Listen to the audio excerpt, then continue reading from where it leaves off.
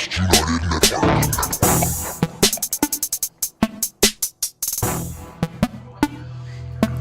about to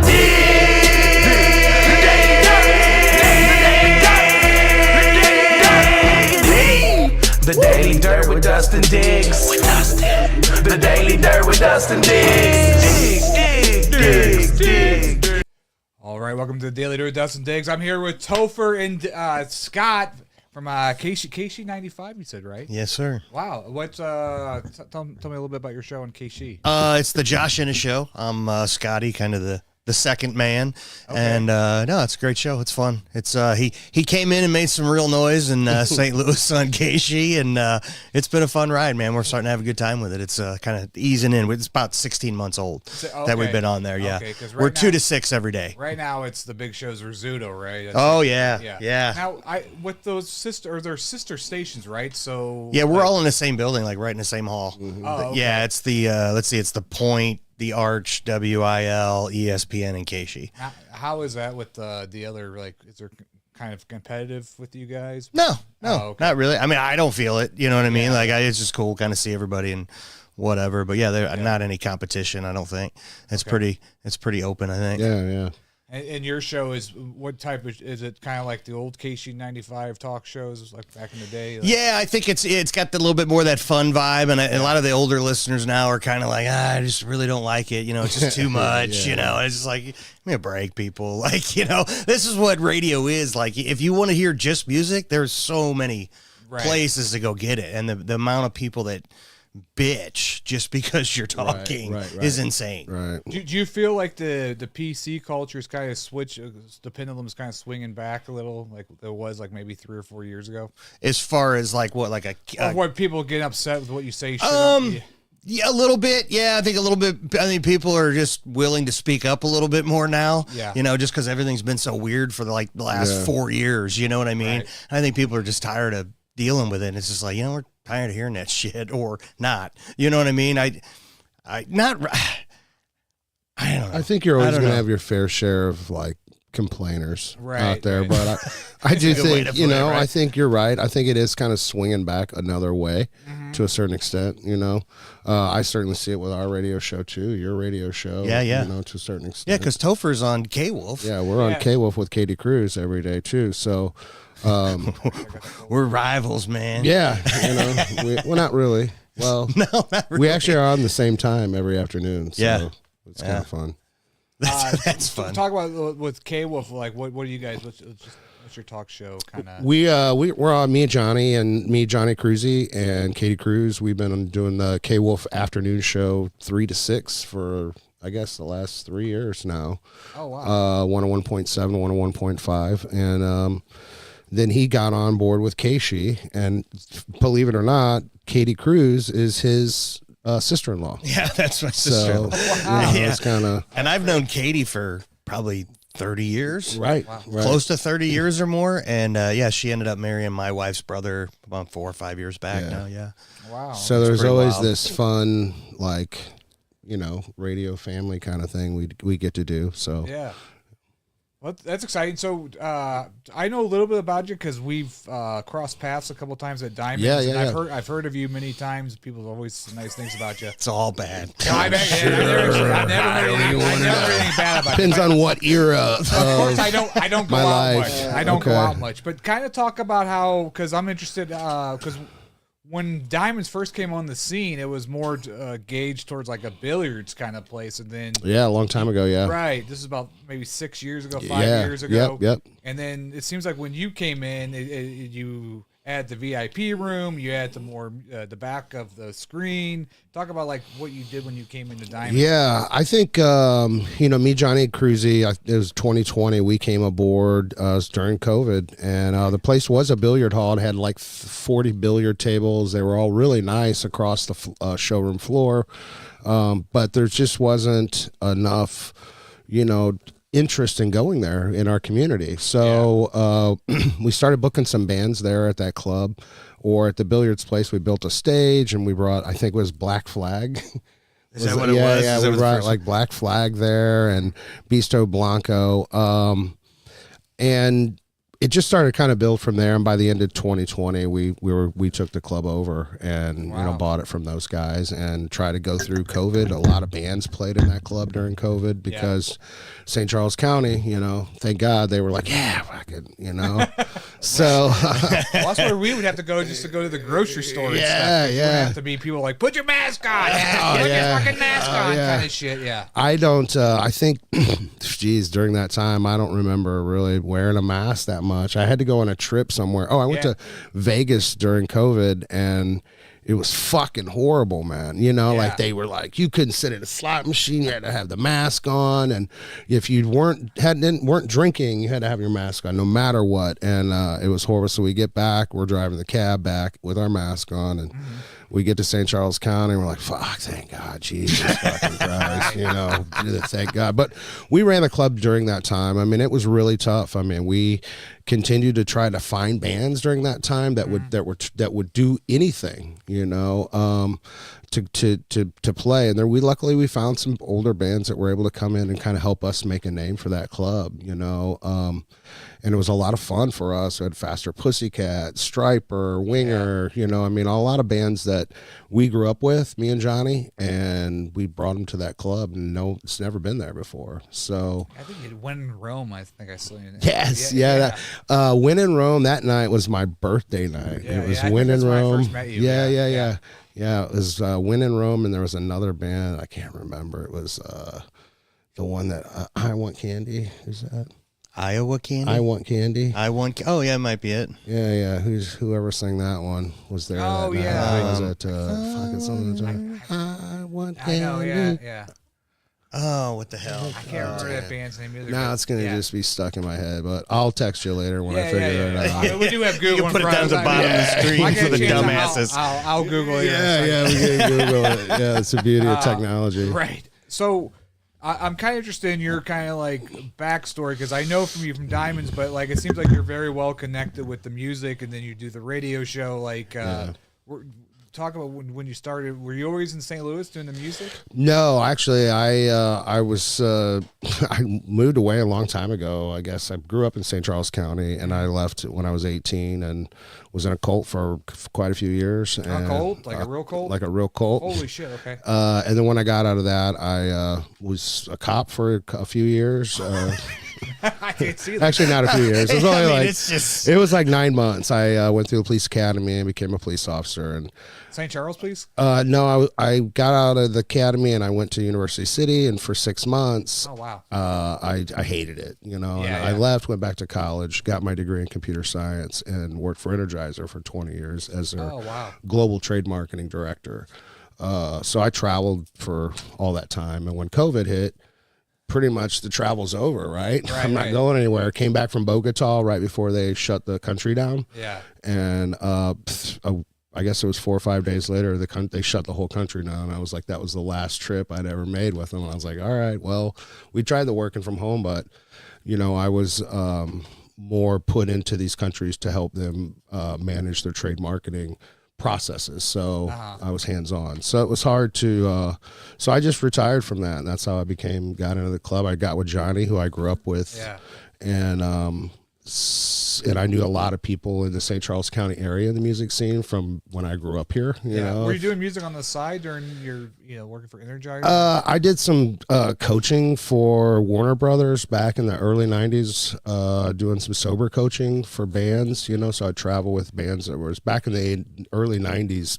A lot of those 80s bands we're sober now, we're trying to clean up our act, so they would send people like me out on tour with them, like Damn Yankees, for instance, and I would just go with them and hang out on tour, and we'd be like, do like meetings and shit at the end of the show, instead of like partying, we'd have veggie trays and coffee. So your job would be to keep them sober? Yeah, just kind of like coaching them, like, we don't need to be out there getting pussy, we should just, we should be, That's a tough sell, we should be, let's go talk about God, that kind of shit, God, you would have been a miserable bastard on tour. Man. I know. So Actually, that's they pretty didn't cool. get laid at all. You didn't get laid doing that. No. It was pretty like healthy, I guess. Yeah, You know, it was a healthy That's cool. lifestyle. It was a healthy lifestyle kind of thing. I forgot about that. so- You told me that too, and I forgot that you had done that. So coming back and working with the people that I jumped in with, it was great, man. It was pretty fun to do for the marketing side of it, the promotional side of it. So that helped you with having the connections, though, because to get bringing the bands in, I was always wondering how. Yeah. Okay. A lot of people don't realize, man, it's just about calling them up, call the booking agent, you know, get a price, and surprisingly, I've seen over the years, you know, as you continue to work with these booking agents over time, the price you once paid for that band isn't the same price you have to pay for them necessarily the next time, or the writers get smaller, and you know, you end up becoming a good destination for that band. Right. So they always want to come back, and they're willing to like work with you on pricing to make sure they get to come back. And I think that's something from running a club. I think that's super important. If you don't have a great reputation as a club, when national acts come through, you're fucking done.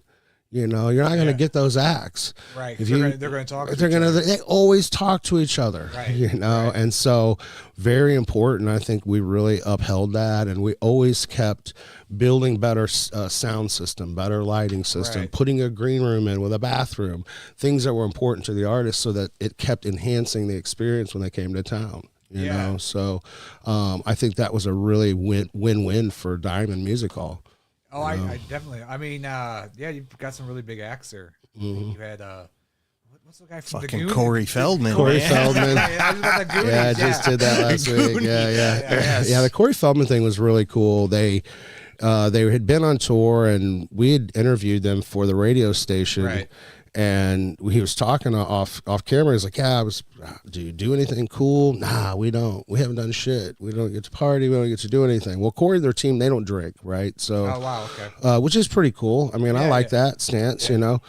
So More trouble happens when you're drinking. Right. So we talked to the manager. Dave called us, and he said, "Hey, man, Corey wants to do a trip down the river, up and down the river, like a cruise, right?" Oh, wow. Okay. Well, we didn't really know what we were going to do, and so he's like, "I'll let you know, and you can put it together." And I said, "Okay." So the morning of, can you put it together? We're calling around. Luckily, Tony Luttrell and Rich out at the boathouse helped get us a boat. We had this huge 45-footer. It was, I mean, we put like 12, 15 people on it, you know. They pulled up the courtesy dock. Corey came out, you know, we had the whole dining room for them. They got to eat and took them out on this cruise, and it was really cool, man. I mean, they enjoyed getting out. They were up partying up on the deck all day, smoking weed and shit, and, you know, I mean, having a good time. And it was really cool to see Corey be able to like just kind of hang out. I always thought it was going to be a letdown, but the dude was super cool. You know, super cool. Is that something you guys had to like finance, or is that something they paid for? I mean, I always wonder how the perks work with that kind of stuff. That's always something that generally falls on us for the most part, right. you know, and what we can pull off and help them get, you know. Right, yeah. But anytime there's kind of some cost, we can always go. We usually can go back to them and say, hey, you know, we did get this, and kind of invoice them out. And it's so cool when you get taken care of like that on the road. Yeah. To have someone like that do that is unbelievable. Because when you're in that bus or a van or even you know, I mean, like even a van. Right. Right. Not the bus. I meant that back the other way. Yeah. But like in a van, like, you know, and you get like a real shower or something, you know, shit like that, and just be able to go out and do something, know where to go, like, and just people take you around because like, you know where the fuck you're at. Like you wake up in that town at 4 o'clock and you got to play. You play, you drink. You might stay, or you're in the next town going. Traveling overnight or something. Oh yeah. And a big shout out to Tony and Rich at the boathouse for helping them guys. Yeah, that was cool of them to do that. Put that together for them. And I will love say, people that do that shit too, because it's like, yeah, man, it's just an experience. Yeah, it's a good time. You know? I would love to hang out with the guy from Goonies. Oh, dude, it was at one point. Me and my friend were sitting there, and it was like the bow of the boat, and it was the sun coming in on the sunset, you know, and there's Corey Feldman sitting here, and we're like, Jesus, this is like, I feel like a 14-year-old kid again. You know? Like, holy shit. I even got a picture, like all three of us, you know, and I'm like, oh my God, you know. That's so it was a pretty good experience, and he sounded okay at the amphitheater too. Oh yeah, he just played there again. Yeah, with Limp Bizkit. Yeah. Oh wow. Yeah, he opened up the show for the Loserville tour. Baby. Yeah. Man, that whole show was so eclectic. It was wild, man. You didn't know what was coming. Nope. Like, it was just so wild. Is his music pretty good? I haven't heard his stuff yet. I mean, he's got like a little. It's eclectic. That's a good word. I like the word. It's a good word. Man, you know? He's enjoying it. Like, you know, what do you say? If people are responding, then it's different. It's something for some people, you know. Yeah. So that's kind of the way I look at it. Apparently they are. I mean, when he played our club, it was packed. Yeah, the club was packed. You know, so. Well, you sound like you have like experience on the road. Tell me a little bit about your backstory before you got in the radio. Yeah, I was in a band. We started in '96 as Mesh. And it became Mesh STL. Oh my God! Okay, and then we became Modern Day Zero. And then I did some management with like Cavo and Shannon Nicole and Brooke Royal and Shaman's Harvest. Wow. And bands like that. And then we owned a studio, Trailer Studios, where we recorded a lot of those bands that ended up going on and getting record deals. Like we did all of Shaman's original record, like the first three they did, they were recorded there. Cavo, same thing. They got a deal out of that studio. Shannon Nicole, Brooke Royal, us. Mesh and Modern Day Zero both. So yeah, been on a tour bus for I don't know 3 years straight. You played straight. at the legendary Mississippi Nights, probably. Oh, I did. Yeah, actually, you know, I was surprised because they got that book out, right? Yeah, the book just came out. Yeah, Garrett and so I'm looking through the book, and I didn't think we were in the book, but like I saw that we had played there. It had our band names in there, and there's a little slice you can see the band picture. They have a photo of us in that book. Yeah, it was like fuck yeah, that was pretty cool. So we only played there a handful of times. I think we played there 4 or 5 times maybe at Mississippi Nights because we were pretty young at that point. I might have been 20. I remember going. I was 18 and I would have to sit like by the stage and they had fenced off or whatever. Drink. Yeah. So they'd corral you in that little fucking area. Yeah. I went and saw Gwar there, and my! All the underage kids had to be in there, so they all were just wearing like white T-shirts because on a Gwar show it's just nasty. They used to cover the walls in Mississippi Nights with plastic before Gwar would play that night. No shit. And all these kids would be down in front where they got them herded in, just covered in just shit. Yeah. Oh man, I've never seen them. I've never gone to a Gwar show. I've seen like videos of it, but. Well, tell me stories because I feel like there's almost like a renaissance. I say this with the local music scene, with the rock scene now in St. Louis. Like, almost kind of reminds me of like the late '90s when you said Mesh, and then you had what's the other great bands from the '90s? It was like local Stir and Suave Octopus. God, I should know all of them. Because we played with New World Spirits. Fragile Porcelain Mice. I mean, there was a bunch of them. They were doing great, and then we kind of came in on the end of that, really. Yeah. And then there was a couple bands. I guess right around us too, because Story of the Year was right around us, and they just blew up. I mean, that was such a great record.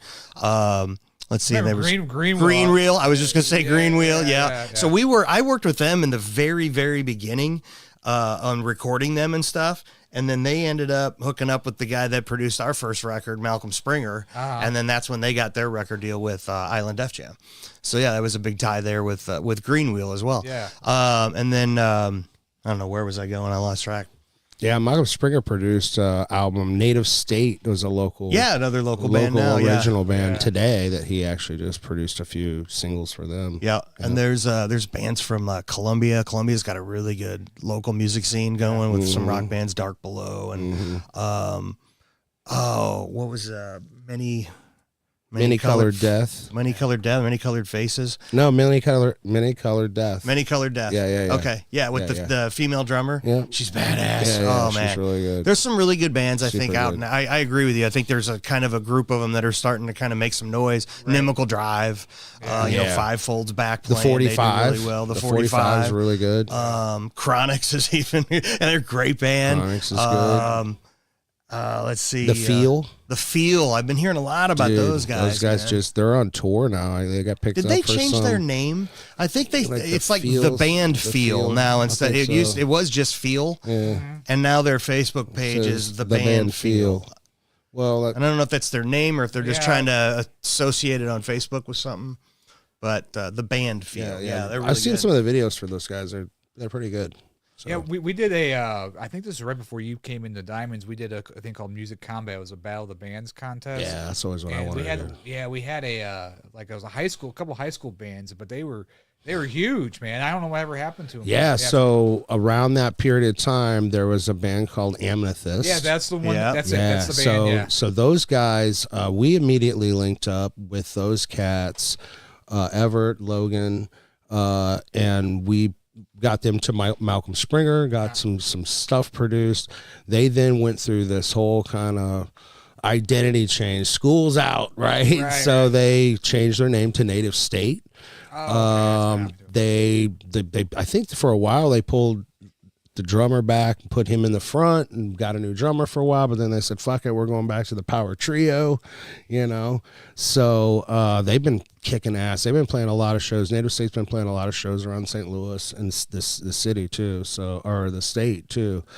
Getting down into Springfield and stuff. Right. Now, ironically enough, I think both Logan and Everett has been touring with Drew Cagle, which is been doing on a national tour. And Drew Cagle, the one that was there with Black Moods? Yeah. Oh, yeah, right on. So Drew's good guy. they've been touring the nation, and those two cats from Native State have been with him. So it's kind of cool watching these kids grow up, like we were talking about when they were kids, immature. But now I think it's even better. They've been on the road now. Get some road time with this guy, Drew Cagle, and they're the Reputation or whatever. Yeah, they are the Reputation. Yeah. Got it. So, so now I think coming back, it's really going to be exciting to see what they have coming out. So yeah, because they're going to get tighter. Being out on the road. and we actually play them on KWULF. They got one song, I believe, on rotation. Native State. Yeah. What happens to with your experience when you said something tightening up a little bit? You mentioned that when a band decides they're going to go on the road, like what's some learning things that you've learned just going on the road that maybe these people that are like studio musicians probably don't learn maybe, but once they hit the road, I'm sure there's different like life lessons, right? I mean, that was, you know what I'm saying, but you're starting to play to different audiences. You're starting to really see maybe up close what your audience is. Maybe that helps too. I don't know. Yeah, no, I mean, it's always 8 pairs of underwear because you got to have one extra just in case. Just in case you got to have an extra pair, guys. Right. No, man, I try to don't party too much. It tears you down. That's my big thing. Yeah. And I partied my ass off, and I think it fucked up a lot of shit. Right. I think I overindulged in a lot, man, and just try to enjoy the moment, man. If you get out there, that's the thing. I mean, trying to get to that point it's a struggle, but you're going to load up a van, you're going to take your buddies, and you're going to go on a journey. I mean, that's what you got to do. It's not going to come to you. Get in your van and drive. Yeah. And just find a club. I think find a that's band. and to some degree, I think that's missing in some of the bands of today. I know there's some bands who are like that. Nimical Drive, Native State, they're out to get out on the road. Out but touring, I think some of the bands that try to win the war online kind of miss out sometimes on connecting with their fans like we grew up with, playing in a band or whatever. When you're trying to do all that marketing online, which I think is important, I think you miss out on something when you're not really getting out into them shows and there's so much information and so many ways to get media now that where the hell's everybody at? There's a couple of the big ones that you can kind of listen to get on playlists on Spotify. That would help. And it's let's face it, it's fucking hard. It's fucking hard. I mean, if you have original music now and you're in the rock and roll genre, it's hard to get a fucking gig. Club owners don't want to fucking hire you, because they're like, how many are you gonna bring? Well, I don't know, man. You know, and it's hard for them to get gigs. So best thing you can always do, and what we've always did at Diamond, was try to get them opening for the bands that we're bringing, Yeah. So like, let's give them an opening shot with Slaughter or something. At least they're getting exposure, you know, and hopefully they're selling CDs afterwards. Yeah, so the next time they play, they can draw some people back. Like, oh yeah, we need to go check that band out again, Yeah, I think doing that. I think that was really something that we kind of pushed at Diamond too. Not push, but we really wanted these bands to succeed. Oh, you've been really good to bands. Like, try to get them. Hey, we want to make sure that if you're coming to do a show and you're opening up for these bands, that you have CDs. That you have merch. Because that's going to help you win these fans, and we can continue to bring you on board, build your fan base. And a lot of bands we worked with were really good about that. Some weren't, and they're not really around anymore. That's the musicians that come on here. Like I noticed that, like, that's really the way the key to success is selling your merch nowadays. Because the little percentages you're going to get off the Spotify, TikToks, all that stuff, it's not going to, what I'm saying? It's the fractions of pennies. Right. And, like I said, club owners don't want to pay, I mean, it's hard to get that. It's hard to get a good pay, when you're just starting out or when you have a band that's original, Yeah, it must be hard to know, like, what's the value of having, because you had the 50 Cent come through. What's the value of that artist coming through? We can talk about. I actually want to bring that up, but if you don't want to talk about it, we don't have to. But I mean, how do you figure out that value of what that band's worth? I mean, you don't have to give me your recipe, but it's kind of like. I mean, it's really hard because if you're a music lover and you own a club, it makes it super hard. You have to make money. Your club costs so much money to have open. Right. And by the time, the things that we offered was always a light guy and always a sound guy. You always had, you got a line array and you got this board. I mean, it was really stuff that production is what we called it, that had to get paid for. So there was a lot of money out of pocket just to put on a show. And so as a business guy, you're always looking, how you're going to maximize this crowd of people for you to make what you need to keep these doors open in your club. And that was always really hard to juggle, with the bands and understanding the value. 50 Cent coming in on a Tuesday night, obviously, despite the incident that happened,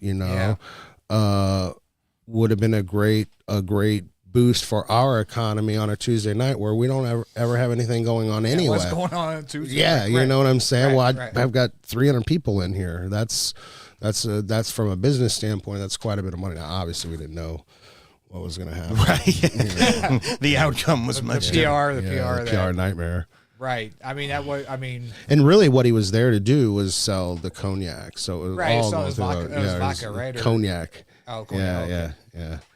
So it was pretty interesting. We never actually really did that, like, drink endorsement stuff again with any of the people, Right. So it was definitely. What was the pushback on that? Was it the St. Peter's police? Because after that, there's no hip hop acts for like 6-8 months going on. I mean, I guess we just felt like, we had to have certain acts that weren't going to bring up riffraff, So, I mean, from the city standpoint, that was riffraff. And so we were pretty much like, hey, don't,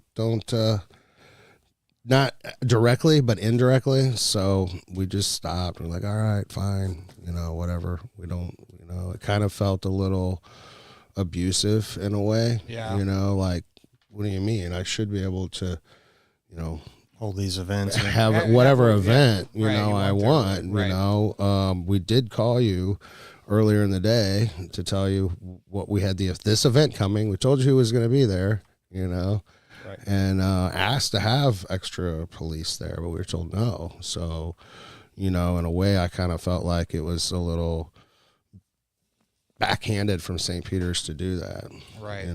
So. Well, people hear about it and they don't, read the detail. He was already gone when that shit happened. Yeah. 50 Cent was gone. 50 Cent was gone. He was on the road. He had left the building. Did he even know? Did people even know that ever happened or no? No, some guy was trying to get like 50's autograph or talk to 50. You got to imagine when 50 was at the club, he was in a booth and he's sitting in the booth, a VIP booth, and he is literally surrounded dudes standing up, Right. big guys standing up around him, so you couldn't even see the guy. You know, better Secret Service than Trump. yeah, it's like a wall, bro.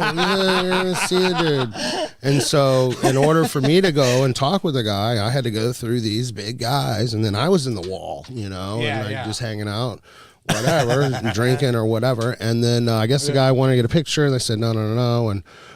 He actually got escorted out of the building, and he was gone. And what had happened was 45 minutes later, I guess one of the people that was in that group was walking to their car, and that was the guy, you know, started shooting at him. It was way down by the Red Lobster, which was like Red Lobster should get fucking banned. No, that's what I said. Hey, we're no more shrimp. You know, It started at Red Lobster, man. But we worked it all out. With the city was, you know, eventually we, you know, took our points and we, you know, earned our way back out of it. You know, we've always wanted to keep a clean establishment. We definitely don't want any of that to happen there. And if there's any chance that it would, we're not gonna book it. You know, there's been biker events that we were like, we're not gonna have here. You know, things that we're just not gonna do. So.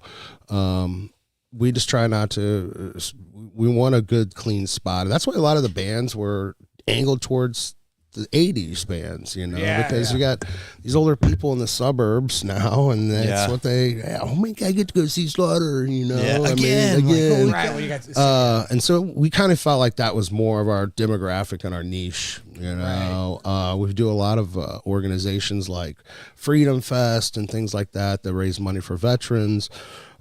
We like doing those kinds of events and things, and I think that as long as we're fitting in with the community, I think it's a win-win, you know. Yeah, you brought back the line dancing, I think, on Tuesday nights or something. Yeah, fucking line dancing, man. These guys it's nuts, man. Crazy. Right. We used to go sit up in the booth and we're like, holy shit. That one night I was just stoned. Oh, we were so stoned, bro. We're in that booth and I'm just looking. I'm like, how the hell do they remember all these dances? And they all look the same. So like, I'm like, is everything the same or is these each? And they're like, no, these are separate dances. I'm like, what the hell is going on? Yeah, I tried to learn that shit for a girl one time. I couldn't learn that shit at all. It looks complicated. Yeah. It's ridiculous. I enjoyed watching, but I was like, I can't do it. Yeah, for sure. Line dancing. Well, I'm sure you get like, because you know, a lot of people kissing your ass and stuff, trying to get in on the, you know. Do you have that problem too with people? Yeah, I do it to them all the time. Yeah. Like, hey man, I need to go to micro wrestling. We joke about it. Me and him joke about it because, you know, when we get it all the time. You know, I like knowing everybody. You know, I don't mind people asking me. I just say I can't. You know, if I can't, I can't. I can't always get everything that everybody wants. You know, so I'm pretty good about saying, oh, I just can't. You know, whatever it is you want. Yeah. You know, but it does kind of lead to keeping your friends, your group small. You know, I mean, you just. It's really kind of people you really trust. Yeah, you know, I go on vacation with a few set of friends that is great because nobody's coming up to us and nobody's coming up to any of us saying, "Oh, hey, fucking no," and you're like, "Hey, no one knows us here." We're in Aruba or wherever, and that's always fun. I know that's the same with Scott too. You know, every time we go out, it's like, you know. So we had fun at the Corey Feldman show, though. I just walked out on the lawn, just sat down next to somebody. We started this whole conversation, ended up being like so many synergies within the group. The Muffin Man. You remember the Muffin Man? Yeah, he texted me back. Three Buds Productions. Yeah. Some cool guys. They do like cannabis events and stuff. So me and Topher were like, hell yeah, man. Like, I always perfect go to the lawn. spot. I always go to the lawn to get high, though. I mean, that's kind of like, I think where you're supposed to go. The lawn. Oh, yeah. For sure. Yeah. It's hard to do that. It's hard to do that in the what do you call it? The seats. Yeah, the seats. You know, some Karen sitting there. It smells. Yeah, I don't smoke weed anyway, so you know. Well, that brings me a good segue. I was going to pull up your thing token with Topher. Oh yeah. Yeah, me and Scott do TOKIN. Oh, IN. Yeah, me and up and then I'm sorry. Oh, you're good. Usually, I think that's what it is, right? Yeah, token with Topher. Or I'll You got an ing token with Topher. Oh, is it toking? Yeah, I guess it is toking. With a G, yeah. I didn't even catch that. There you go. Yeah. Come on, man. There it is. There we go. Toking. So, we're going to talk a little bit. You're the manager for cannabis, or you own a cannabis company? Well, It's gray right now. that's a good question. Oh, okay. No, it's not actually great. So me and Scott have been working around the cannabis industry for the last couple of years. I actually right now I'm working for Sinse Cannabis and doing working on the wholesale side, and Scott has been working on the micro side. Micro license side. Yeah, I started in the CBD market with my wife has a CBD product line, Marla Jean Cosmetics, and it's got like facial facial scrubs and eye creams and stuff like that. So we started there, and then Topher and I hooked up, and we started. We just had a lot in common with everything, and we were growing for like patients, personal growth stuff, and then him and I hooked up. Started talking about some cool shit. Started making RSO. We started for making patients. RSO, which was really fucking cool. I don't know if for cancer patients. So we were approached by somebody that was having Bobby Taylor, well-known drummer in the local music community that had cancer, and we talk about this. They had spots, right? Like he had spots. all these spots, and me and him like, all right, let's try RSO. So we made it. We had the means to kind of get it done. And got the cannabis together and made this, and actually put a tutorial about how to make it, and it worked for Bobby, and we started getting it again and again. People asking us for it, and we started getting it out, and I think we've helped something like 13 patients or something like that. Yeah, 15 patients. And that's been pretty amazing. So for us in the cannabis world, we've been really digging it, Well, so. you know James Harper with the Happy Grower. Yeah. So I saw him the other day, and he was talking about a patient he was given RSO to, because we were kind of all doing it together at one time, and everyone's kind of just everyone can do it themselves, so they're just doing it. Easier for timing and stuff. But he had a guy that was taking it for his gallbladder. They told him he had spots on his gallbladder, and he got the test, and they were setting him up for surgery to have it removed.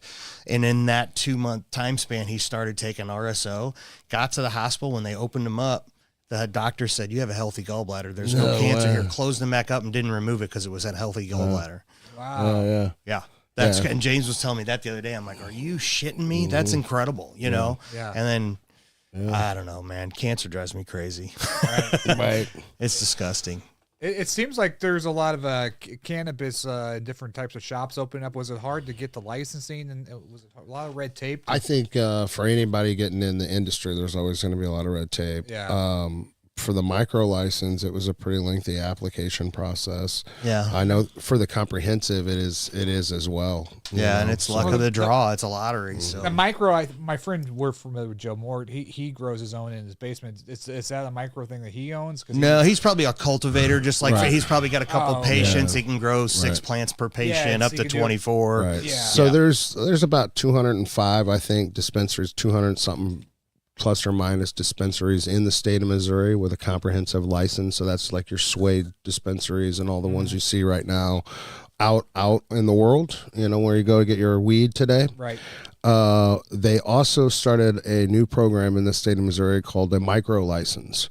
And the deal is it's just like the comprehensive license, only it's on a smaller scale. Yeah. So what that means is there's a micro cultivation license and a micro dispensary license. Now, to the consumer, the dispensary would be unbeknownst to you. Like you would say, there's a Suede and there's a, whatever. Dungeon of Dank. Yeah, whatever. Weed store, right? So I think that's ultimately what they're trying to do for the consumers, is have something out there. And also the steps to get this license was, I think it was like there was certain kind of things you couldn't have. You couldn't be like a big national corporation or whatever to get these micro licenses. You can only have one name on one application. You can do like multiple applications. It was like $1,500 per application, which was refundable. Yeah, it's refundable if you don't get pulled. That's because the social equitable part of that program on the micro was made so that average people had a shot instead of having, $20 million. And then, corporate people would right. So it's really, I think it's going to be a really cool market. It's going to be, hopefully it has legs to get up and going. Yeah. Because, a lot of these people have it and they're not in the industry and they're figuring it out and, trying to develop their way of growing or building a dispensary and things like that. I mean, they're not in the bit. So they're trying to partner with people that know how to kind of do some of this stuff. So hopefully it has legs. And currently there is micro dispensaries that are ready to open, but there's no cultivation ready to roll. Like there's no plants in the ground, right? So one of the biggest rules behind this is micro dispensaries can't buy from comprehensive cultivators, right? So they can't cross the weed base, so to speak. Oh, okay. Right. So only comprehensive dispensaries can buy from comprehensive cultivators. Only micro dispensaries can buy from micro cultivators. So there can never be. You're gonna find this. It's gonna be a different market. There's gonna be different brands. There's gonna be different, different stuff coming out that people will be able to find. Yeah. So not really different stuff, just different brands, really. More boutique. Yeah, it's not how we call it, boutique. Well, that's what's interesting about it, because we were talking before the podcast, or you asked if I don't, because I wig out, but that's because maybe I wouldn't, because that was like 20 years ago when you don't know where this shit's coming from. Now you have stuff that's like sciencely enhanced, right. And people are growing in. It's not soil. Really. When I met him, I struggled with it. Like I couldn't hang. There ain't no way. And I started doing a microdose thing where I was taking like a mint that was like 2.5 milligrams, like in the morning, and he would laugh at me, But I always took CBD before that, so he's laughing at me when I'm doing these like 2.5 milligrams. He's popping 100, laughing at me like you're a dick. So. No, and I just kind of built it up from there. And now when I smoke, I was told it's all about, saturating your cannabinoid system, your CB receptors. CB1 and 2. So like if you don't smoke all the time and you do take a hit, you like, it's like, ooh, and you get that head high. Yeah. If you're more saturated where you have it in your system, it doesn't hit you as hard and it's a more enjoyable ride. Yeah. Gotcha. Like if you smoke once a month, you're probably going to get fucking high. It's going to mess with you. Right. That's I took I think the last thing I took like a chocolate, and I couldn't even fucking walk my feet. It was like I can't feel my legs, I couldn't feel my legs, dude. Yeah, I felt like the guy from Kids or whatever. I have no legs. Lieutenant Dan. Lieutenant Dan. That's what they should name the chocolate. Yeah, Lieutenant Dan. That's a good name. That is a good name. That's fantastic. Shit. So on top of all this, we started a podcast. I guess it was last year. We were on our second season now, where we just sit around and we try to get guests on in the industry, Missouri industry, August Bush, his kid Adolphus, and we had Riggs on there, CEO from B-Leaf. Yeah. So we've had some really great discussions around how this industry came to be what it is. Right. We've had great discussions on trying to show the people out there how to grow. Pretty easy ways to grow, instead of all this complicated, oh my God, I got to get, this and that. So it's been kind of fun. I'm looking at this going, I really like his shot, man. We need to buy some of these cameras is what we need. Yeah, dude, the switcher here, it's easy. At first, it was real hard, but now it's like playing the piano and singing. Oh, you're just doing that like right there as I'm doing it as we really talk, right on. on. Yeah, so I just kind of know when to cut and stuff like that. It's always the hardest element, the video, to like get the lighting and everything right. For sure. Yeah. For sure. No, it's fun. We've had some really good conversations on the Tokum and Topher podcast just about the industry in Missouri in general, and what's going on and what people are doing, and a lot of I think the idea behind it was educational, because there's so many people that it's still a bad thing, you smoke pot, man. Like there's a lot of people that smoke pot that you probably don't even know smoke pot, right? Or are taking gummies all day and you don't know they're taking gummies, Well, everybody was against it until Colorado. They seen all the money Colorado was making. And they're like, well, maybe it's just all the politicians. Maybe there's a buck to be made here. Yeah. How far behind is Missouri compared to Illinois with everything? It's still, because it doesn't seem like people are crossing the river as much as they were maybe a couple of years ago, right? Yeah, I think each state is kind of individual in the way. Like Oklahoma's a mess right now, right? So they've got. You had fire sale on equipment. Yeah, they get some good equipment. So watching some of these states do good and some of them fail, like we have, helps, I think, each state kind of dial in their own economic way of working. And Missouri is one of the top in the nations. Illinois, I think that the taxes over there is what's really killing Illinois. So you do still get a lot of people that do come over because our taxes in itself are less. You know? So they're coming over here as opposed to us going. And then you got states like Kansas, where it is still illegal all across the board. So all those, dispensaries along the border, obviously get a lot of traffic.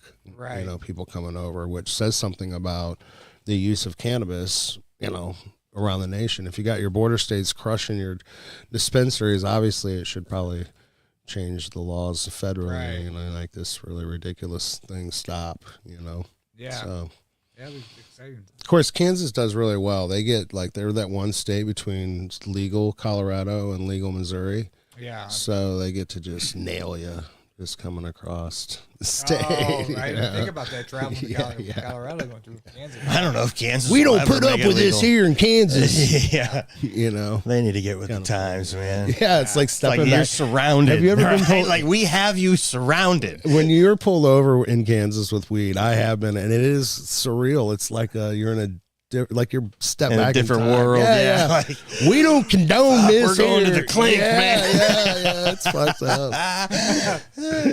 Shit. Oh, that's funny.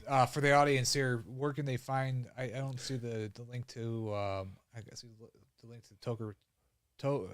You can find us Talking with Topher on any of the socials, Instagram. Yeah, but your cannabis company here, I was trying to look for the website. For Sinse? Sinse Cannabis. Yeah. Oh, that's it's probably under Suede, right? Or is you got a Sinse one? Yeah. I'll update the link below the video here. So cool, man. Well, thanks for coming on the podcast. Absolutely. It was great having you. Absolutely, man.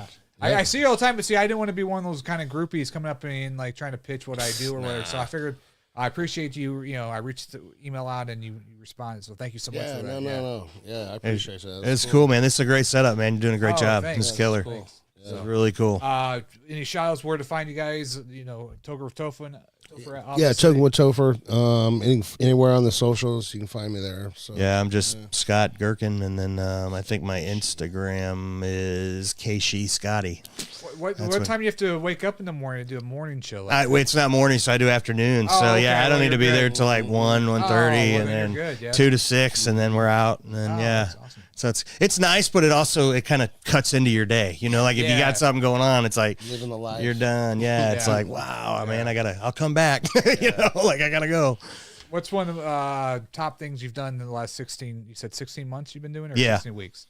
16 months. 16 months. What's one of the highlights so far in your 16 months? Probably El Monstero. Be the biggest thing. I got to sing "Have a Cigar" with El Monstero this year at the amphitheater on their summer show. And it was just a blast, man. I bought this silver suit that I had to wear. It looked like one of those old jogging suits, but it was like a suit. And I had the headband and my Sinse shades on, and had a can of cigar. It was a good time, man. That was probably man. Fuck, we interviewed Night Ranger and Bret Michaels and all them too. That was pretty cool. I don't know. Yeah, there's been a bunch of shit. Did you guys see Bret Michaels at O'Fallon? He came in. I didn't see him at O'Fallon, but I actually got an invite to a hangar. The hangar party. Yeah, I was there when he played there. Yeah. Yeah. I heard about that, It was a good time. My time's up. I gotta go. Yeah, my time's 45 minutes. Yeah. Maybe 45 minutes. Yeah. Maybe. Well, that seems like an easy gig. He just goes from private airport to private airport. Doesn't even gets off his plane, right? Yeah. He's a good guy though. Brett's always been super cool. The first time I met him was like, 20 years ago, 15 years ago, backstage. Like we're in his dressing room, and like he came up to me and was like, "Man, do you guys need anything to drink? Are you all right?" It's Bret Michaels. I'm like, what the fuck are you asking me? What I mean? Right. I was just like, I just always thought that was cool shit. Like he didn't have to, be respectful to me, or respectful, but you know what I mean? He didn't have to go out of his way. Right. Yeah, so he's always been like just super nice when you run into him, just super cool, remembers you, all that shit. So he's a good dude. That's awesome. He's a good dude. All right. Well, thank you guys for being on the show. Check out the Daily Dirt with Dustin Diggs and the Artistunitednetwork, and we'll be back tomorrow. We're out.